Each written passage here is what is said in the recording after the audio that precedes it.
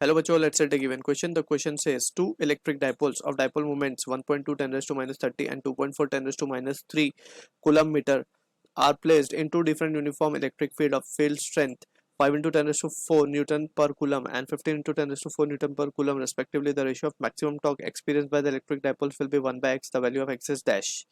So for this question, जो key concept यहाँ पे we can use is the concept of dipole in electric field and precisely dipole in an uniform electric field. So उस पे जो हमारे पास torque का expression आता है, torque on dipole in uniform electric field, तो इसका जो expression we have studied that is tau bar is equals to p bar cross E bar, और प्रिसाइजली इसको हम लिख सकते हैं p E sine theta n cap. ठीक है ना. तो कुछ इस तरीके से we can have the value of this torque. अब यहाँ पे डायरेक्टली हम इसको रेशियोज पता करना है हमें, और हमें मैक्सिमम टॉर्क की वैल्यू पता करनी है. सो फॉर मैक्सिमम टॉर्क हम एक चीज देख सकते हैं यहाँ पे from the expression for maximum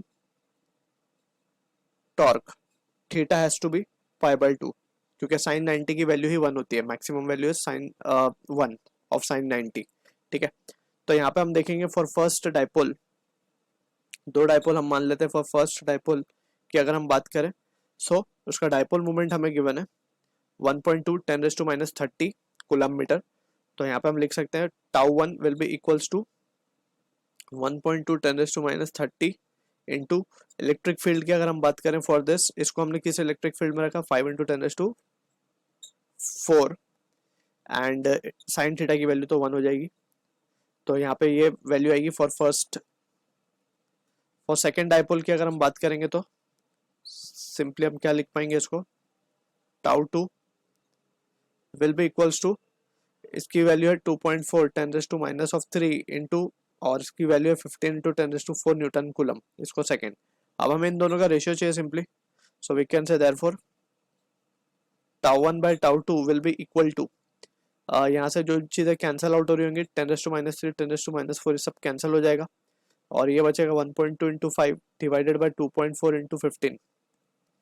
तो ये आ जाएगा हमारे पास 2 ज़ा 3 ज़ा 1 by 6. On comparing, we can say x की वैल्यू आ जाएगी 6. So this is the answer for the question. I hope you understood the solution. All the best.